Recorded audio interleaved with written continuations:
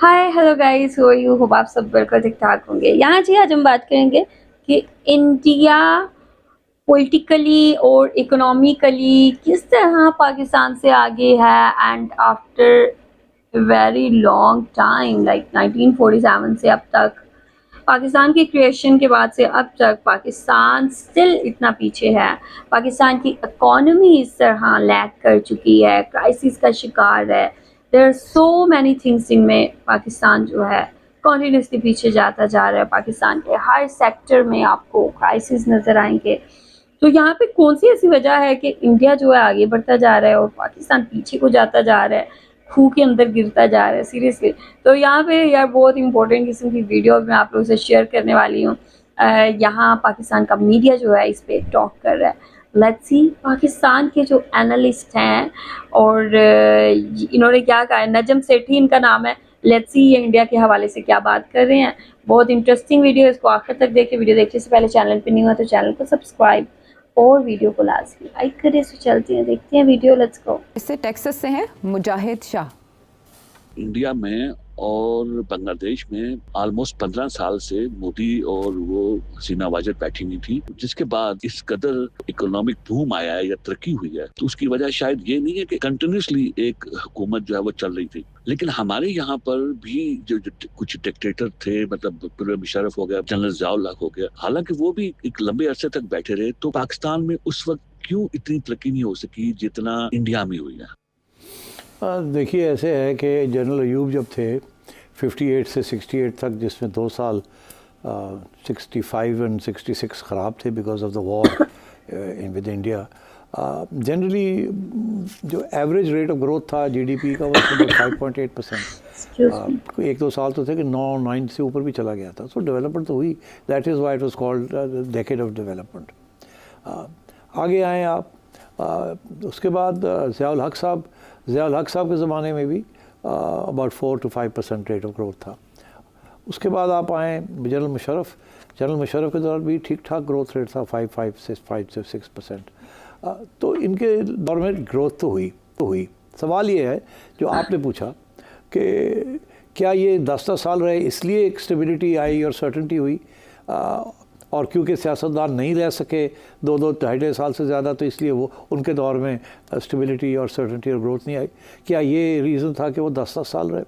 अब बात ये, yes I think stability and certainty बड़ी इंपॉर्टेंट होती है इकोनॉमिक्स के अंदर, प्लानिंग के लिए स्पेशली, और फॉर फॉरेन इन्वेस्टमेंट। जो आता है वो कहता है यार ये गवर्नमेंट 5 साल तो रहेगी ना, जो पॉलिसीज़ करेगी, तो at least we can be assured कि हमारा रेट ऑफ रिटर्न हमें मिल जाएगा अपनी इन्वेस्टमेंट के अंदर 3 साल के बाद।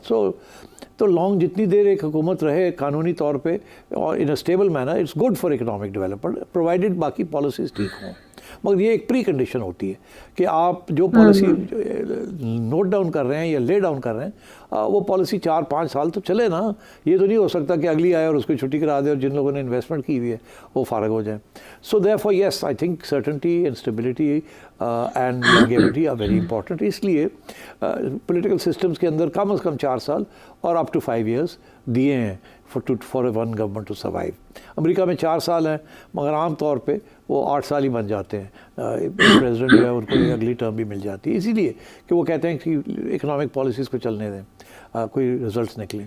इंडिया के अंदर 5 साल हैं और हमारे यहाँ 5 साल हैं, इसलिए stability is important and certainty is important and longevity is important. आइए अब कि क्या जो ये तीन मार्शल और रेजीम्स थी, क्या इनके अंदर क्या चीज़ थी जिसकी वजह से ये ग्रोथ मिली? मेरा ख्याल है मेजर फैक्टर तो था ऑब्वियसली स्टेबिलिटी, सर्टेनिटी वगैरह, मगर मेजर फैक्टर ये भी था कि अमेरिकनों का एड बहुत ज़्यादा था।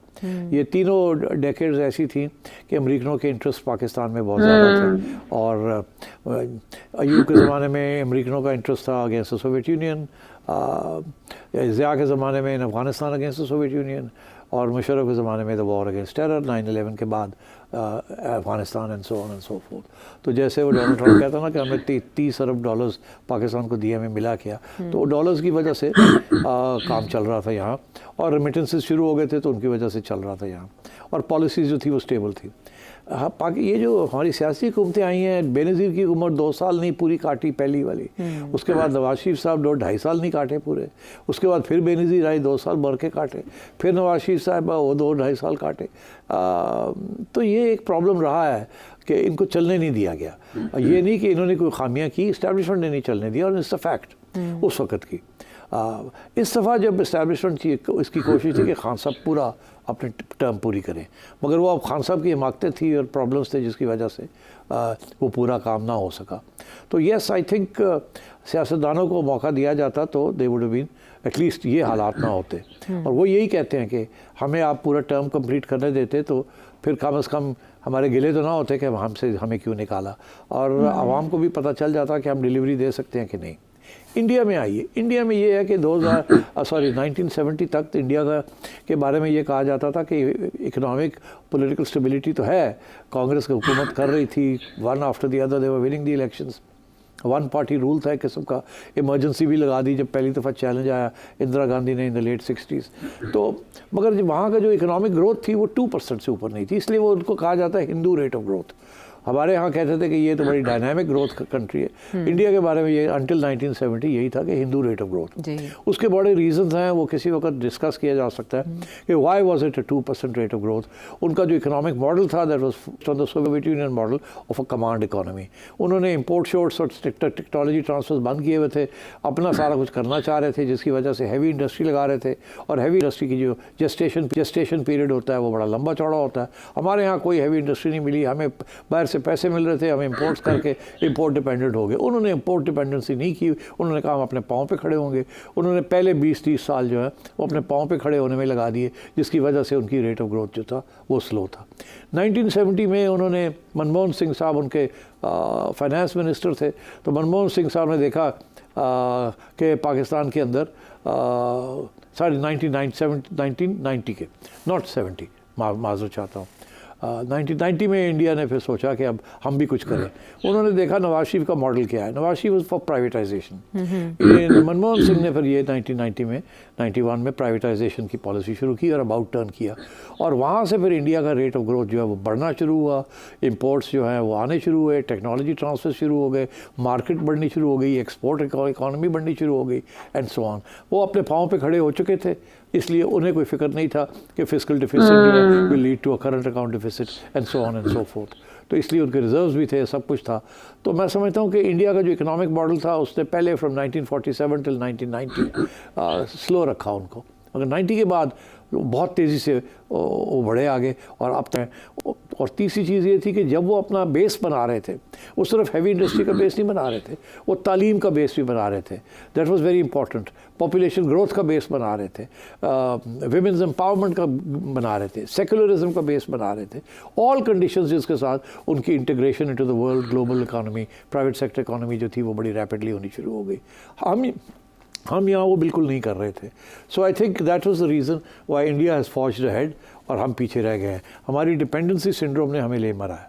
चले, ये तो था इकोनॉमी के हवाले से मुख्तलिफ ममालिक का काबुली जायज़ा। अब अदील साहब लाहौर से एक बार फिर क्या जानना चाह रहे हैं? शेर साहब, आपके तजज़िये के मुताबिक बात फ़ैज़ हमीद तक नहीं रुकेगी और मामला इमरान खान तक जाएगा। अगर ऐसा ही हुआ और इमरान खान पर संगीन मुकदमात बन गए, जैसे पहले जुल्फ़िकार अली भुट्टो और नवाज शरीफ पर बने थे, तो आपके मुताबिक इमरान खान कौन सा रास्ता इख्तियार करेगा? भुट्टो वाला के डट जाना है कि नवाज शरीफ वाला की डील करनी है? ये बड़ा अहम सवाल है और सारा वक्त हम इसी के बारे में परेशान रहते हैं कि अल्लाह।